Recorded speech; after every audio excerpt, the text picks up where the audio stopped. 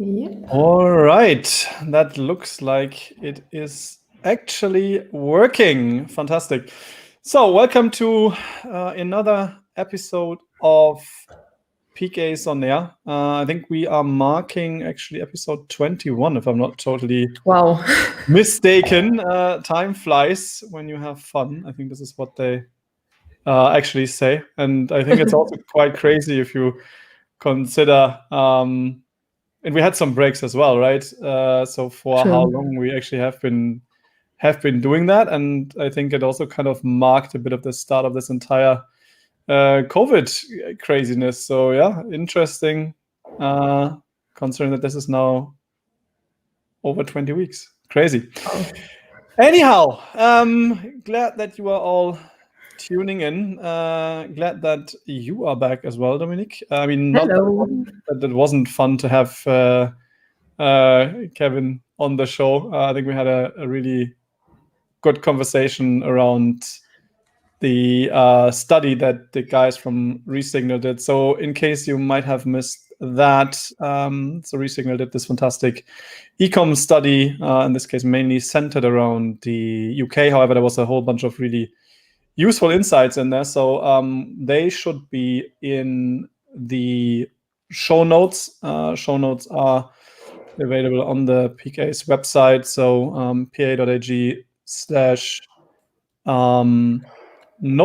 and then you get the overview of all things and all the old, well, not all the old episodes, but at least the most recent kind of Some of older them. episodes. So yeah, I think that's there if you want to poke around. So there should be comments, slides, links, and a whole bunch of other things just right there. Dominique, how did your week start? It started quite good. I think last week we had some good news on the award side of things. Yep. Which is okay to mention here, I guess. So good news. That's totally okay to mention here.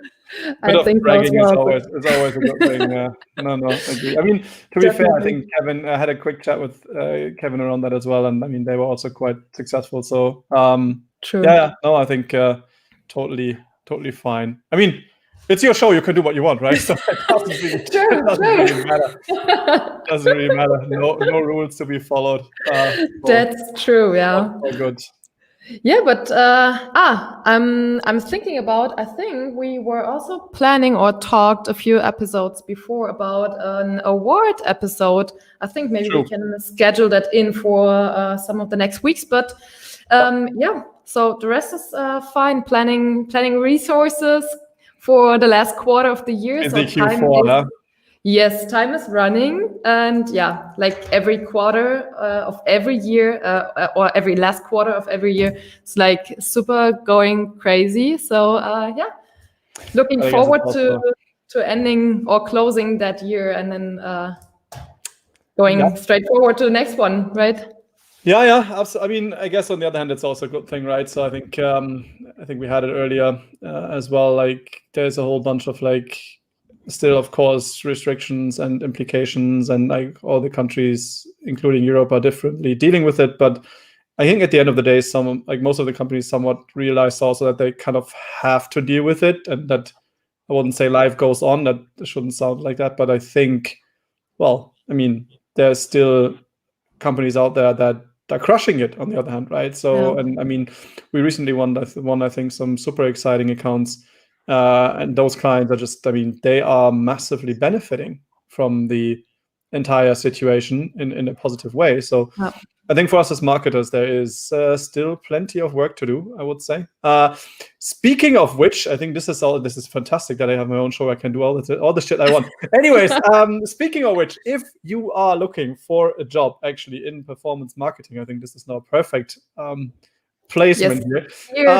Yeah, exactly. So not only are we looking for smart and talented and driven people to join PK's or Dominique's team at PK's, so on the organic side of things, for SEO, for content, but also we have a relatively broad variety of openings right now. So we are looking for additions in PPC.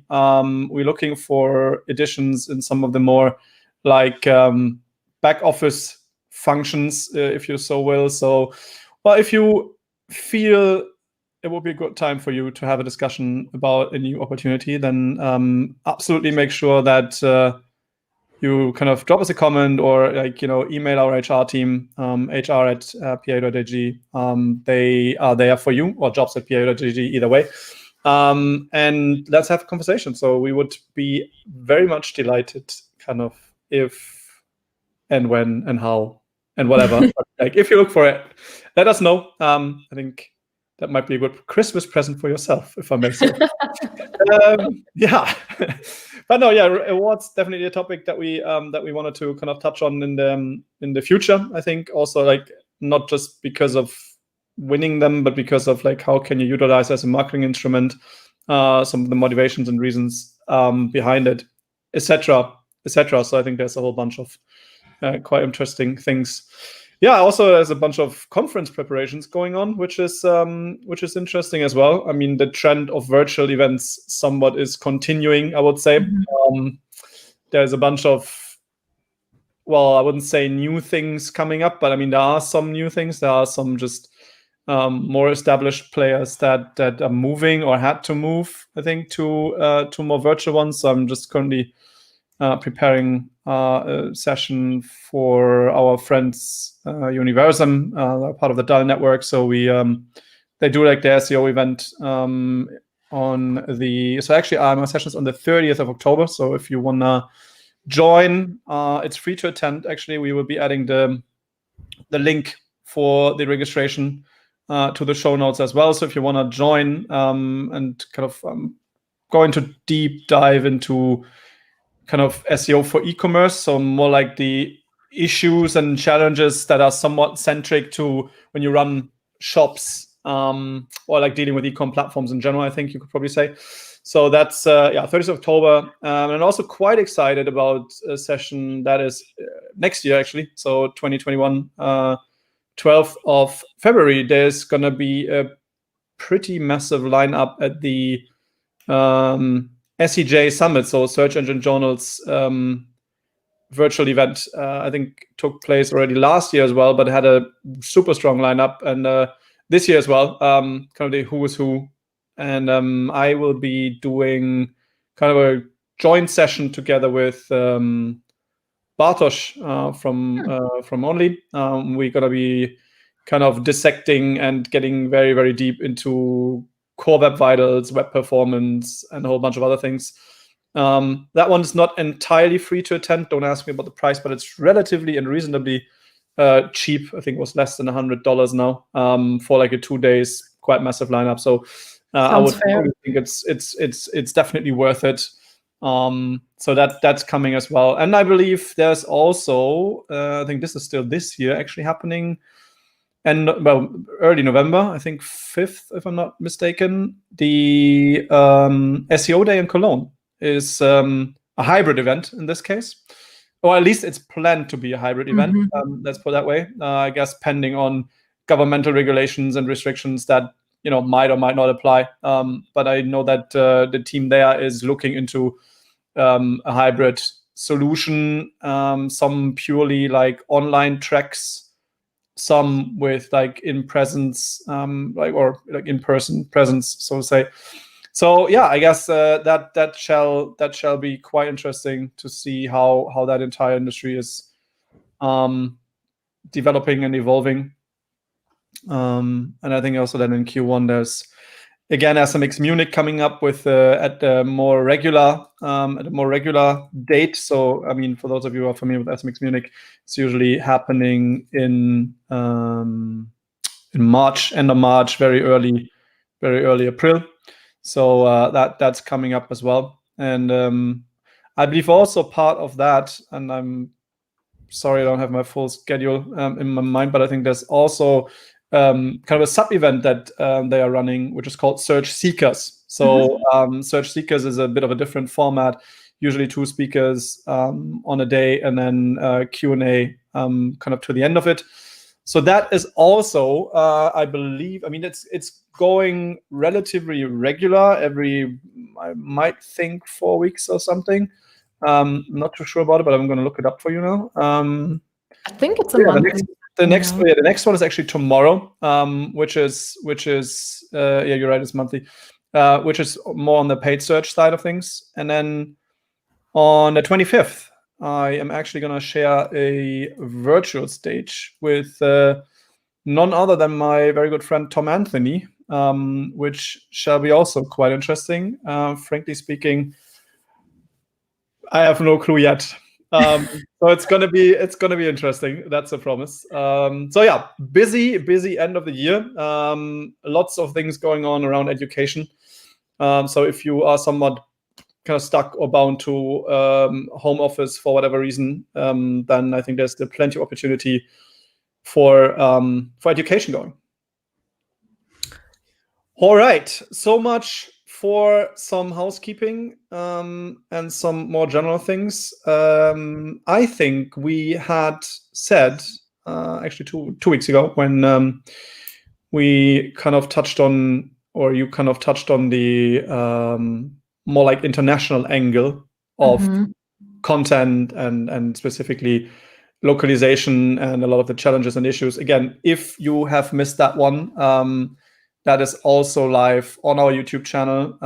Or, I mean, you can, again, go through the website, through the notes section. There's a recap there. There's the video embedded there. So if you are dealing with any kind of international things, I would like to call them, I guess it's not necessarily channel specific. There's a whole bunch of ideas and tips on, what can go wrong, what you should be doing, what you shouldn't be doing. So go and check it out. I think that's was a very worthy episode. And today we kind of, I wouldn't say kind of connect things, but I think it's a quite nice addition, because I think, and you mentioned it also briefly. You mentioned specifically pre-outreach during that episode, and you were generally talking a bit about outreach. And I think there is, and you probably even know better than I do, but there's a bunch of like questions, sometimes even misconceptions, I would say, around what does outreach actually mean? Why should I do it? How should I do it? When should I do it? Etc. etc. So I think without further ado, I will just probably pass it over to you, Domi, and maybe you walk us through a couple of thoughts and ideas that you have around it, things that you're dealing with on a, I would say, more regular basis. And then we kind of try to take questions afterwards or in between, I think. And this is really, makes me really happy, actually. We're increasing in terms of viewers and presence, which is really nice to see. So shout out to whoever is dialing in. But I know that there's a lot of people watching from YouTube, which is quite cool, but also Facebook. So leave us your comments in the chat. We are happy to pick it up. Anyhow, so let's get the slides here. Let me share my screen. Yep. Should be there on a full screen now, I guess. It works. Yep. Cool. So I have a lot of slides prepared for today because it's such a huge topic. So yeah, please don't hesitate to interrupt me with any kind of questions, or if it's getting too deep into specific topics. I try to separate some tips, some tricks, some major fails, of course. Everybody always wants to see like major fails, some outreach examples, of course, some international differences, but that must be said before maybe. I try to focus a bit more on outreach pros and cons, not pros and cons, but tips and major fails in general, because when we tried together with my team to put everything together in terms of international outreach, we found out that actually there are so many like general tips and major fails we see across all countries. So of course we have some differences inside or in our slides, but yeah, most of them are like valid in all countries. It's kind of globally applicable, more or less. Okay. Definitely, yeah. So yeah, let's start with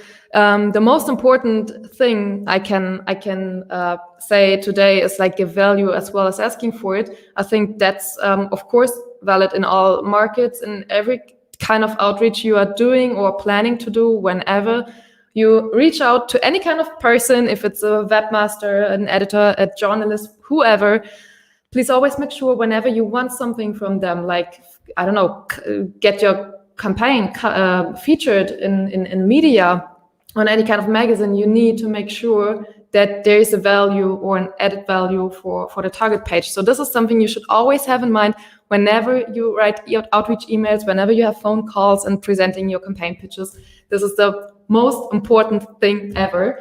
So yeah, let's get a bit deeper. I think we see some kinds of giving value as well as asking for it in the next slides. But yeah, let's start with some best practices in general, I would say. I mean, at the end of the day, we are all investing a lot of costs or like resources, and a lot of people are working on campaigns, like designers, web designers, like developers, but also editors.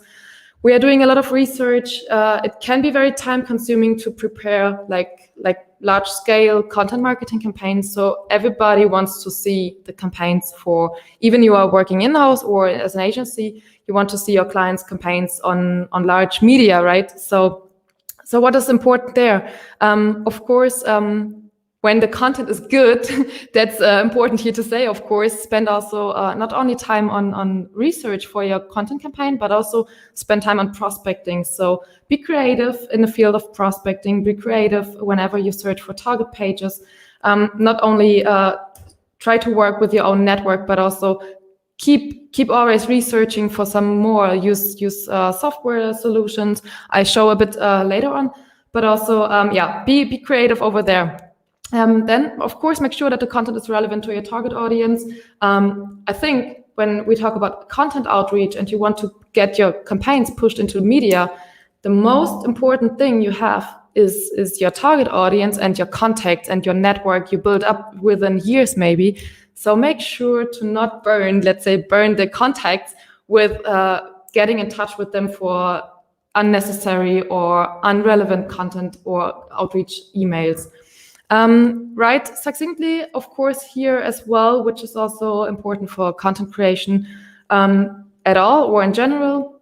So keep it short and simple. Do not waste anybody's time. Do not waste your time in writing like those super large emails, but also do not waste any time of the recipients. So yeah, make your pitch easy to scan. Use exactly as you are doing it for editorial content. Use subheadings, use bullet points, to make sure that it's easy to understand what you're trying to tell your audience. Also important, include, of course, relevant information, or only relevant information which is relevant to the angle you are pitching. Whenever you have like data-driven content campaigns, for instance, where you can create tons of angles for the outreach part, make sure that you stick to the angle you have chosen for the specific target page you are reaching out to.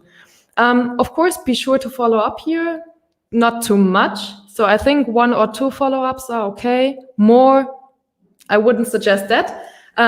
Same reason as I had at the second bullet point, that your target or your network is the most important thing that you have. So don't get on the nerves and send them 100 emails for just one content campaign. But not following up at all is also not a good idea because, as you can imagine, everybody receives hundreds of emails every day. So it could be also the case that the journalist didn't saw your email. Then, of course, adapt your pitch if you are getting any kind of replies. So it could be that your subject line wasn't perfect, that the bullet points were not the right one, that the angle was not the right one. And of course, don't be put off by setbacks. Also here, super important. I mean, the response rate for outreach emails can be something between 2 and 50%, really depending on the target audience, really depending on the topic and the format you have. So yeah. Also, the last one here is communicate the added value for the recipient. So do not write emails like, hey, I have like a super important or super interesting content campaign, please feature that one. You will not have successful outreach campaigns, I would say, without communicating the value for the target page as well. In general, I would say a good structured outreach email should look like this one. So of course you need a subject line. In the subject line, there could be something like the content format, what you are asking for in that kind of outreach email. It can be something like a local information when it's a specific outreach campaign or content campaign about Berlin, for instance. You can be very creative there, but make sure that it's grabbing attention with your subject line. Then the lead, of course, is important for every outreach email. There you can just sum up in just one sentence what your email and your content is about. Then, of course, you need to put in a link to your campaign over there that the journalist is able to get some more information about the campaign.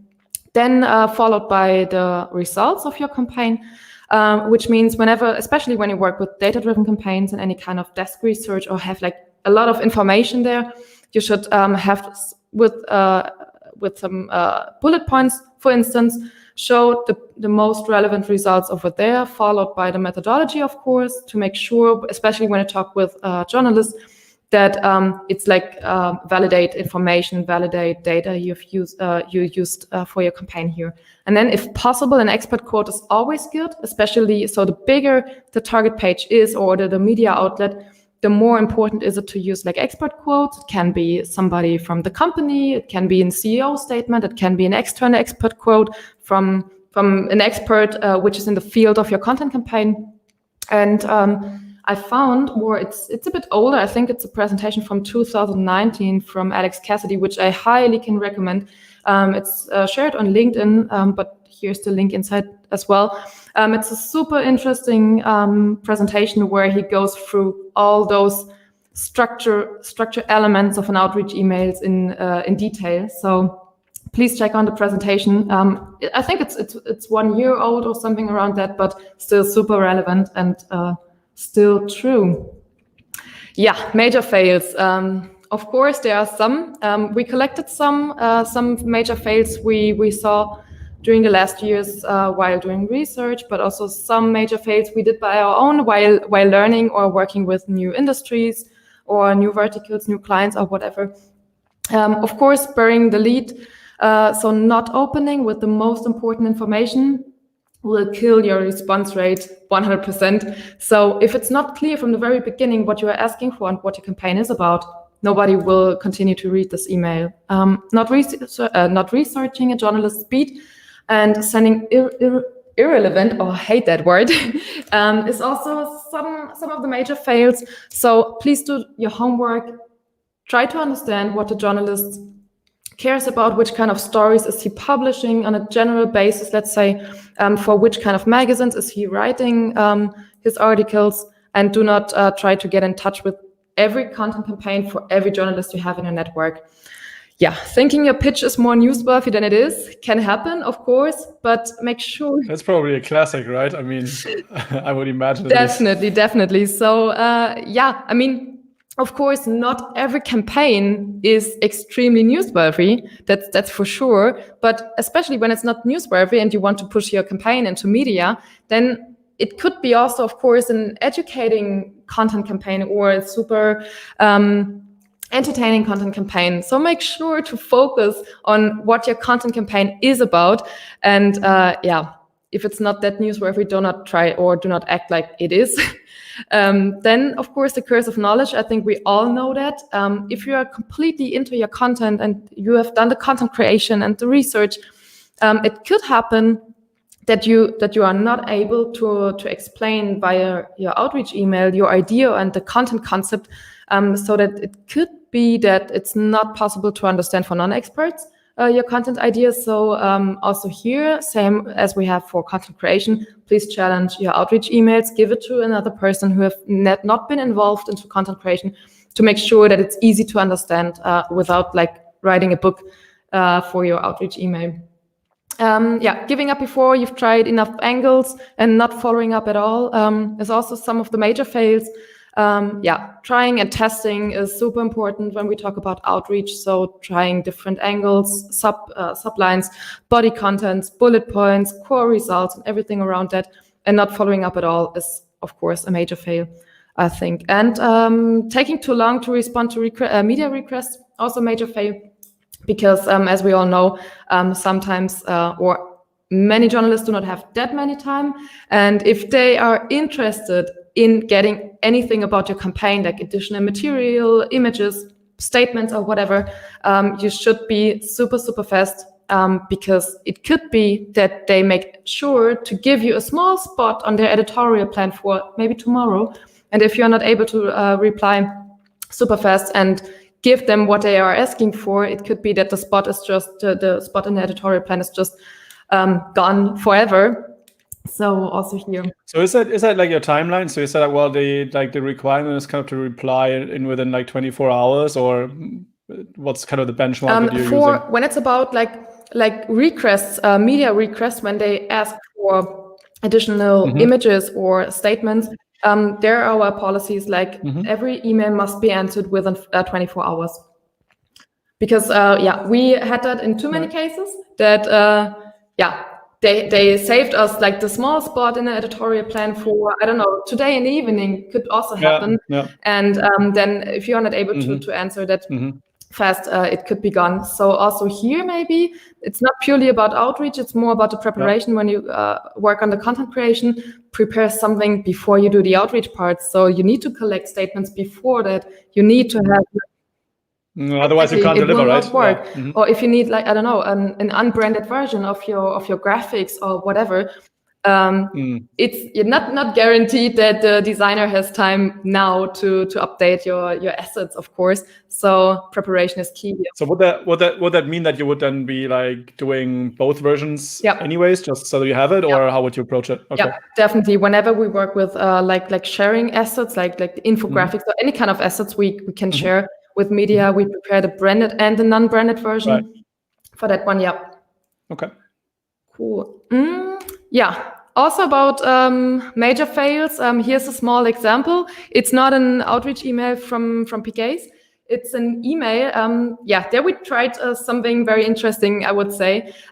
We asked some of our bloggers we have in our network of bad experience they had during their years of being a blogger, to understand a bit more about like failure and bad outreach emails, let's say.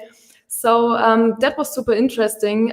This is an outreach email, anonymized, of course. A blogger shared with us with their opinion about it. And I want to get through it maybe in very short. So where does the email start? I think, of course, there's a salutation at the beginning. That's okay, I guess. I hope you are all right. That's the first sentence. The blogger said, okay, always those fill-ins. Should I answer to it? I don't know. Okay, nobody cares about if I am all right. Then it goes on with the body content. Your blog caught my attention the other day for its great content. We are currently working. I would like delete the email, actually. Sorry to interrupt. Exactly. This is already it for me. Like, this is the typical spam nonsense. Definitely. I think everybody knows that kind of emails. This is exactly what the blogger said. This is the point where I just click on delete because it's just a copy paste. It's not personalized at all. I don't want to waste my time for reading that kind of outreach email. So it goes on with, we are working on several content campaigns with different customers from various subjects. That's like... So I want a link for everything, right? Okay, you're working somewhere for somebody and doing something. It's like, okay, what do you want from me? What are you actually doing? And then it goes on with, we offer articles written individually for your website, which are of course adapted to you and your readers by our professional authors. And then the blogger was like, okay, what does this person want from me? So I'm a blogger, I have my blog, and what are they offering now actually at the moment? And then it goes on, do you accept such articles on your website? Alternatively, you can also write the article by yourself. Oh, wow, that's a good idea. It's like, okay, so are you offering me as a blogger to write an article for my own blog? Where's the added value? Why should I do that? to write just the article for my blog about your company, about your client or whatever. It just doesn't make sense. And then the best was the last one. I'm looking forward to a great collaboration. But honestly, I cannot see any kind of collaboration, so the blogger doesn't see that as well. So I think altogether an unclear email, it's lacking, of course, personalization. You can see also being completely blind that it's just like a template email. Send it out to 500 bloggers, I would say. And of course, there's a formulated request missing. So it's not pretty clear what the person does really want from the blogger here. I have another example, which is a bit similar with some good parts, I would say. So a bit better than the first version, but pretty similar. So also here, the salutation at the beginning, then a short introduction, which is quite okay. My name is Jane Doe from XYZ company in Berlin. This is okay. And then we see, I'm contact you since your prior collaboration went very well, and accordingly, this is quite okay. So because you recognize, okay, you already have worked together, you had a collaboration already took in place, and could be, so there was a reason why you've already worked with that company. So this is quite okay, and the work feels like appreciated. Yeah, and then it goes on. This time, the client deals with company X, a supplier of mainstream product, women's, men's fashion. This is also quite okay because you already know at least the client, so you can do research if the client doesn't or the company fits to what you are writing about and to your own target audience. Yeah, and then we come to the body content, which is quite similar to the first example. Our client really likes your blog because it's genuine and the pictures show that you really put a lot of energy and passion into your post, blah, blah, blah. So it's like, here we have the copy and paste or template content again. And, but at least they make sure to ask a question. It's the bold one. Would you like to write a post with regard to our client? It's okay. They want me to write a post. It's a question at least, but I still don't see why I should do that. So then it goes on with the company has a large section for fashion and everyday special occasions, blah, blah, blah. So it gives the blogger the chance to check out which kind of products do they sell. Does it fit to the target audience at all? In this case, the blogger recognized, okay, that really doesn't fit. That's not my style, for instance, and nothing I want to share with my target audience and my readership. Yeah, and then we have like the last abstract. It's like it should not be an SEO or advertising text for our client, but should of course give your readers added value and inspiration.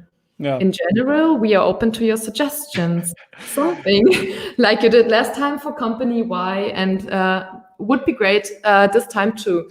The good one or the good part is that the blogger has his freedom, and or she can write something which really fits to her audience. But why should she do that, right? So it's very fluffy, right? I mean, it's still like completely fluffy. Broad.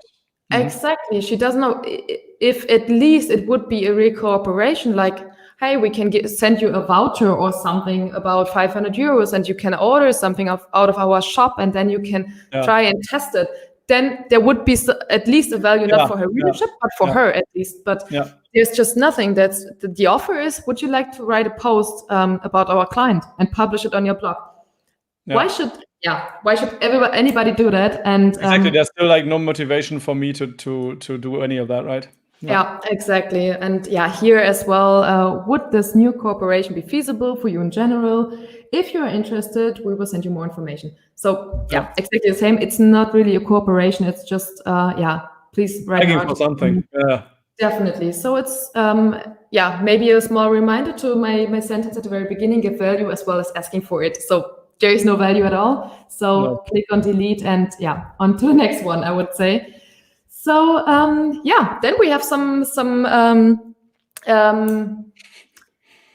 I'm missing a word at the moment. The comparisons and comparison and differences between German and UK outreach, where we talked in the team or having a lot of discussions within the team about the differences. So all in all, you can say that email works in both countries. Email outreach, pitching or following up by phone calls only works in Germany, but not in the UK. There, please just use emails. You will not have any kind of success while calling journalists. If you're getting connected via social media with journalists in Germany, you should use LinkedIn and Twitter. In the UK, you should focus more on Twitter. I think we touched on that topic a bit 2 weeks ago, where we talked about Netherlands versus Germany, and especially, it's the same case there in Netherlands. Twitter is way more relevant for journalists there in Germany. You can use LinkedIn here for better success. Tabloid topics don't work that well in Germany. In UK, we saw a lot of good campaigns, so it could work, it can work. It's not guaranteed, of course, but it works better than in Germany, of course. Then data-driven campaigns work in both countries, even better in Germany. And in Germany, you shouldn't be too broad with topics. So your content works best when it's relevant to a specialized group, and when you have like specialized angles and a specialized content to one specific group, let's say. How to find perfect target pages. I have a bunch of resources here I wanted to share. As I mentioned, prospecting can be creative too.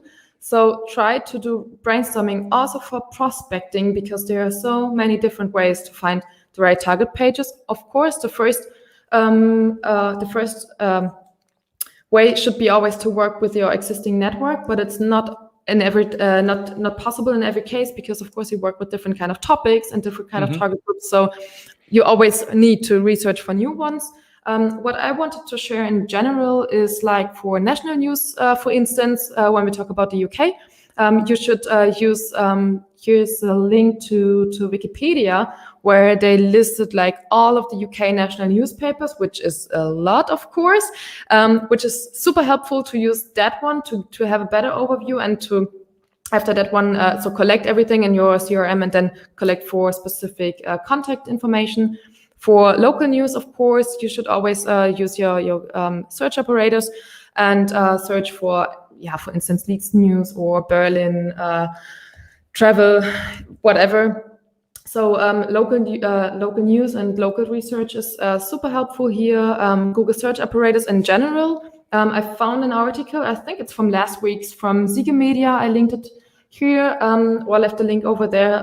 Super valuable to read and to have it in mind whenever you search for target pages. Some very good tips over here. Then topical searches, of course, when it's about a specific industry, so travel news or travel magazines, always also via Google search. Then we have like specialist magazines and websites.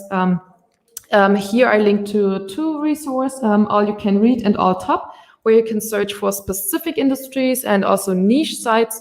Not only in Germany, not only in the UK, it's like a worldwide resource list. Then, of course, deep pages. So whenever you work on your content campaign, you can search for similar campaigns via like topical research in SEMrush or Ahrefs. Search for similar campaigns and then put it into Majestic, and then you can see, of course, which kind of target pages link back to that specific campaigns, and use also that one for your outreach or prospect list. And then, of course, media databases like Orkana. I mean, there are tons of media databases, also super helpful, not that cheap, I would say. So more on the expensive side of things, but also super helpful in order to filter by country and also by niche and industry. And then the interesting question, how to pitch to journalists. Yeah, that's a very huge part, I would say. I know that we talked about it 2 weeks ago already, a bit, or touched on it at least. But also here, evaluation first. So I wanted to have some words on pre-outreach, because it's so relevant and helps you with promoting your content. So pre-outreach refers to the communication with target media and experts before the publication of the content, so before the content went live. And there are two major things why you should do pre-outreach or conduct it. So the first one is, of course, getting feedback about the content idea, if it makes sense, if it's if there is enough content, or if you lost maybe some super important fact in your ideation phase. And then the second one is getting like pre-awareness amongst target media. I wanted to share also here an outreach example about pre-outreach to get feedback on a content idea while you are still in the phase of content creation. Here we were in touch with a blogger. He owned a travel magazine, a huge travel magazine. We had some further collaborations before. We were already in contact with many cases. And that's also super important when we talk about pre-outreach. Try to do that with your existing network. So what we have done is like to scribble our content idea. We talked a bit about the content, what we are planning to do, which format will it be, and ask him a bit about feedback, what he thinks about it. Here in this case, it should be an interactive world map. It's about vaccinations around the world. So it's a huge topic and a lot of research, of course. And we closed this email with, what do you think about this idea? Do you think it would go down well? I would love to get your feedback on it. So it's not only asking for feedback, it also feels like appreciation for the target page, because we do not only get in touch with the target page when we want something, when we want them to push out our campaign or write about our campaign. He feels valued because he understands, okay, that we really see the knowledge and the experience of this expert, or the blogger in this case, ask for feedback, and then just a few hours later, we received that kind of answer. It was like, okay, that sounds interesting. It's a great idea. That will take some effort. If you want to do that for all countries, maybe you limit yourselves to regions. So in that case, it was like a tip for maybe you should limit it. In many cases, in our pre-outreach, we received so many like useful tips on, hey, I like your idea, but have you also thought about that fact or that kind of approach? Because I mean, at the end, they are experts and we can do so much research, but we are never experts on a specific field when it's about, I don't know, rocket science. So it always makes sense to also ask there for their opinion. And it can just make it significantly better as well, right? I mean, it kind of can introduce, like, I don't know, features or like just add-ons in any case, which somewhat, I mean, at the end of the day, if you want to build the best content resource or whatever you're building, I guess all that feedback is valuable, right? Definitely. So that one plus the part of getting in touch with people and existing contacts or signal, or giving a signal of feeling or having a good cooperation, not only whenever you ask for something, but also to make the content better, definitely. Right. And what happened as well on top of that, so he gave us his opinion about it, if he think that's a good idea, and also a tip on how to be as efficient as possible. But his last sentence also super interesting with the map. Although available without branding, I can also assure you to find an article in which I can post it. So it's everything you can have or imagine whenever doing pre-outreach. So we are pretty sure that he will feature the content campaign. He gives us feedback. He's super happy, and we are still in a very good relationship. So and then we have like a second example of doing pre-outreach for pre-awareness amongst target media. The background here is that, of course, here with the target page, we also were in contact before for another campaign or another project. And then he just said, if you have another unusual topic related to tech, I'm always looking forward for a little or too little variety in business IT everyday topic. So something for us to flag, okay, here's a person, he's happy to receive our content campaigns. He appreciates to see whatever we are doing in the field of IT and technology topics. So when we had a few months later, we're in the creation phase of a new campaign. It was about entrepreneurship, and also here an interactive campaign, very huge. We presented the idea and also some of the core results of our campaign, and also asked here if he is already interested in a field that the content could fit to his magazine. We would be happy to send him first drafts showing how the map could look like. And then, of course, also here, I think just 1 hour later, he was like, oh, wow, that sounds super interesting, could work, could fit to my magazine. And positive feedback.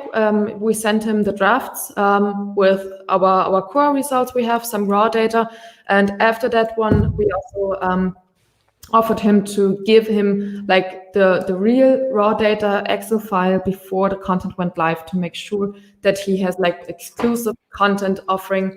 And so he featured the story and was super happy, of course, and was also very surprised that we still had in mind that he offered us that we can get in touch with him whenever we have a new topic about topics. So then there's always a question: how should I reach out when we talk about pre-outreach? Especially, is it by telephone? Is it by email? I mean, I just shown that outreach or via email work in both countries, but via telephone more in Germany than in the UK. What we see whenever we talk, especially about pre-outreach, it makes sense to call like editors and experts via telephone, because you get like faster feedback, but it's also easier to explain your idea and a project. But important here, right after the call, just send a small recap email. When you want to reach out to bloggers in the field of pre-outreach, or also in general, I would say, write emails, no phone calls at all. So, interesting that it's so different in country to country, huh? Definitely, yeah. So, what I also wanted to share is like a study or survey from 2019, which I found super interesting still, from MacReg. It's from 700 UK journalists in that field here, which has shown that the most preferred method of pitching among journalists is a one-on-one email. The least preferred is by phone. So not surprising, it's exactly matching to our data we saw during the last year. So it's exactly the same. And what I saw as well in the survey is like that 65% of journalists like to be pitched between 9 and 11 a.m. That's the time before. So at 12, round about 12 and 1, they are closing their editorial planning for this day and for the morning for the last day. So when you call them before that, you have the chance to get the small slots which are always open for this day or the day after in the morning. So then, of course, the lack of personalization is once again the number one reason why journalists reject otherwise relevant pitches, and followed by bad timing. So also here, being relevant is super important, the right timing, and the most important thing, personalization of your pitch.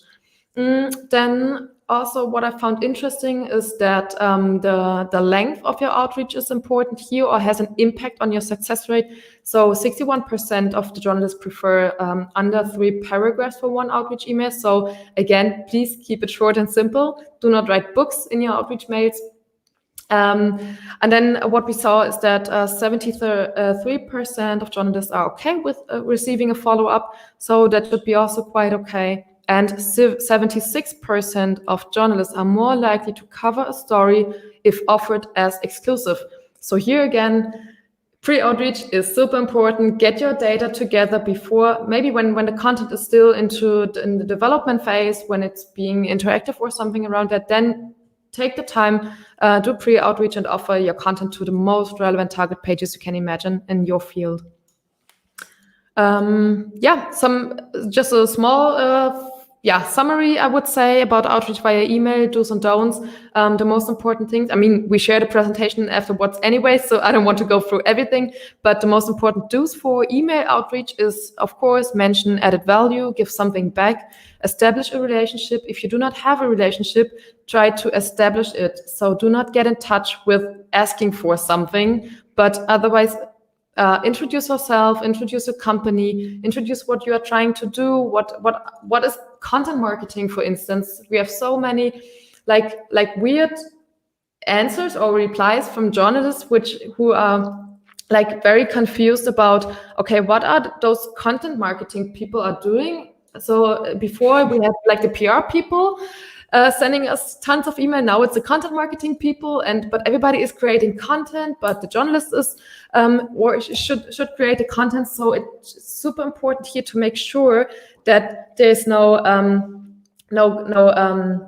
competition between journalists and also content marketing managers, that there's more like a hand-in-hand relationship possible. So, and whenever a journalist, when you are having the relationship, it's also one of a very good tip to make clear that you can also, while you are into content creation and content research, you can have in mind what the journalist is searching for. So when they have something or they want to write a story about something, but they do not have time for doing like the deep research, they can get in touch with you as well in order to ask you, hey, are you planning to do something like a campaign about, I don't know, automotive development in Germany?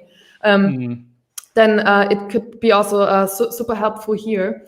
Then, of course, test different outreach templates and approaches. I think I already mentioned it. And a very good tip here, if your content has already been published on large sites and media outlets, then go through all of them and read the headlines, the big article, or the huge media outlets have used over there, and use that for your following outreach emails. That works very well. Because then you understand what kind of headlines the large target pages are using and want to see. Some don'ts as well, send emails to the first available email address. So try to avoid any kind of info ad and journalist ad, editorial ad. You will not receive any kind of answers here. Send an unpersonalized email. Also, goes hand in hand with the first one. Overlap your emails with links and images. Of course, they may end up in spam folders, and forgot to follow up is also a don't. So do that at least once. Outreach by telephone. Also here, the most important do's and don'ts. Introduce yourself briefly. Prepare a script with the key information. Follow the phone call with an email summarizing the most important points. So you can prepare it before the phone call, at least with the most important bullet points, to make sure that the journalist has everything in their inbox as well. And of course, be positive and remember the impact of your voice when doing telephone outreach. I mean, everybody knows that, I guess, whenever you smile while you are talking, you can hear that in the voice of the person. So whenever you be positive in order to sound, of course, more nice, enthusiastic and nice and friendly. Exactly. Right. And some don'ts, of course. Forget to follow up with an email after your phone call and draw on certain conclusions. And better ask just directly. And for the last part, I just wanted to share some formats which work best, which we have seen across a lot of countries. The first one, of course, I talk so much about data-driven content, so it must be a survey and or own data, let's say. It can be own data, it can be a study, a survey. Here in that case, it's the digitalization of family. It's a French campaign and a French survey of young parents and their relationship with technology. The timing was perfect for the campaign. It's a current topic because digital natives are becoming parents at the moment. The society is concerned about the effects of social media and excessive screen time, of course. And the best headline, which has featured the most across France, was 1 in 3 babies has a digital fingerprint before they are born.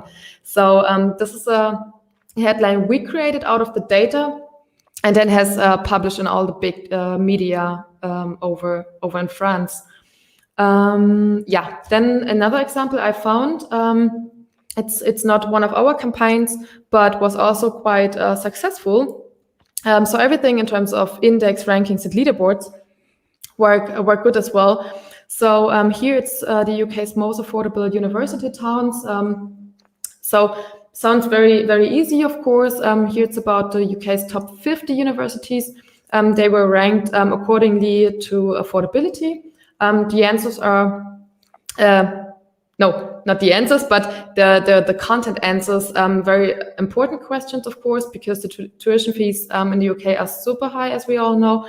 So a bit, I would say the negative part on doing the outreach for that kind of content campaign here in that specific case is that it's very hard to argue with the methodology in that case because here are only the costs are compared. So there's a lack of details or another further information. So with a bit more research effort, the content should have been, of course, definitely more relevant. And the good part is that, of course, the index can be updated annually and can do used for further outreach here as well. Open data source, also always a good idea. This is an example about the most Instagrammable content or Instagrammable travel spots and travel destinations here. What is done here, it's a hashtag frequency research has done to determine a ranking over here. It's, of course, great for travel sections because it's also reliable content. It's from real person and people on Instagram, and also it appeals to local media. There's a low research effort here, but also no market research institute or additional necessary on that part. And then pre-existing data set, also here, that's a campaign I wanted to show again. It's also a bit older. I think it's like 2 or 3 years old. It's called Director's Cut, which I found also super interesting still. It's a ranking of Hollywood films on the most on-screen deaths. So what have done here, or what has been done here, the majority of the data was sourced from a forum called Movie Body Counts. So all the data has been already there. It just has been updated and displayed and showed on that kind of landing page. And here the most interesting target pages, headline, and also the most featured headline was Guardians of the Galaxy is the deadliest film of all time. That means family entertainment is more perilous than horror, which went crazy through like English-speaking target pages and media. Interesting. Yeah. So it's all about angles and headlines, I would say, across all the countries. And just a small recap, maybe what has changed in the last few years. One data I wanted to share is that there are now 6 PR professionals for every journalist, which means I guess you can imagine that the competition has increased. A lot of campaigns being made through the last year or within the last years.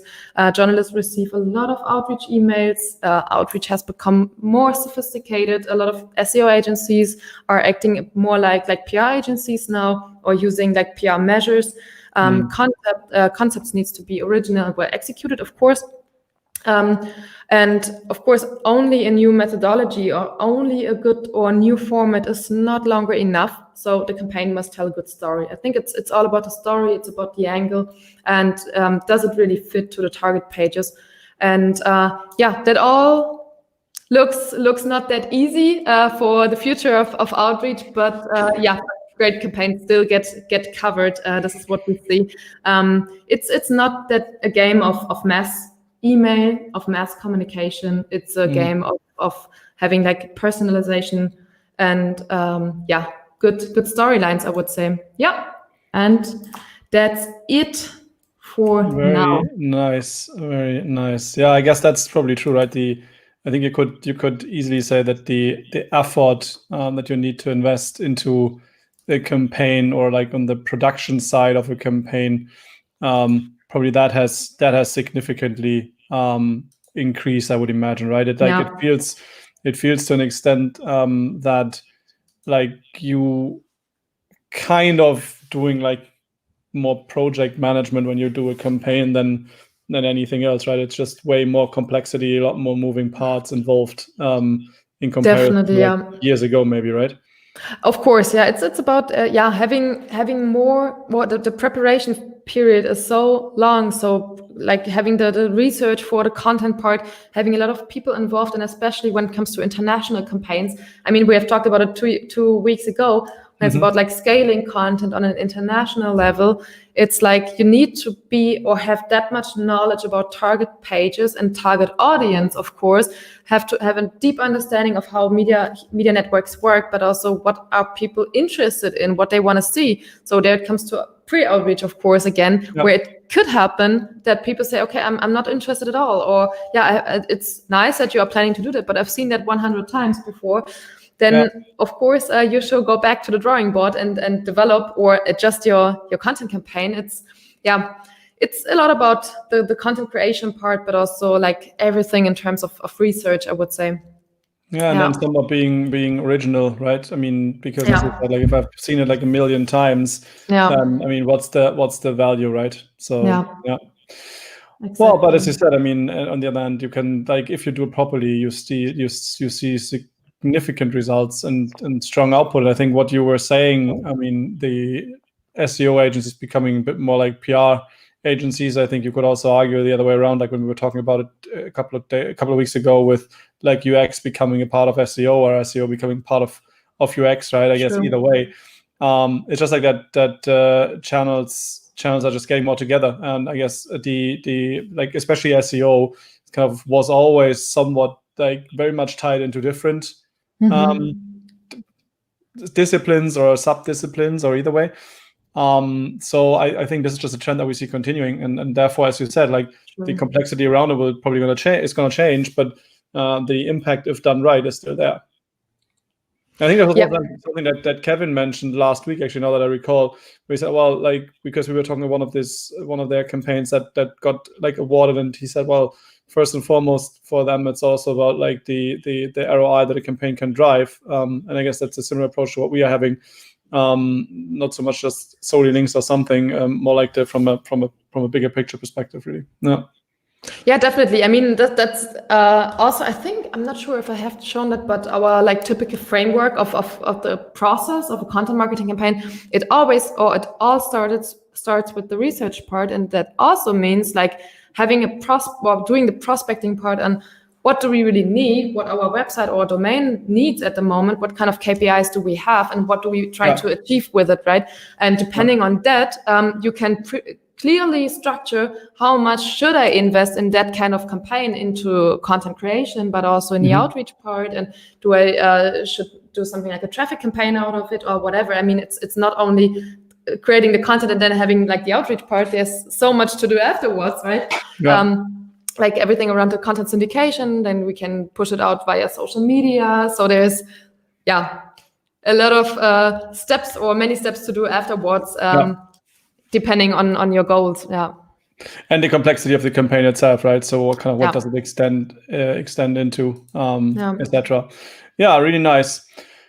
Well, we cracked the 1 hour mark, so I imagine again. Sorry, it has to be it for today. I guess we could continue that conversation for a while. However, I think we leave some for not next week, but the week after. So we will be back on the 3rd of November.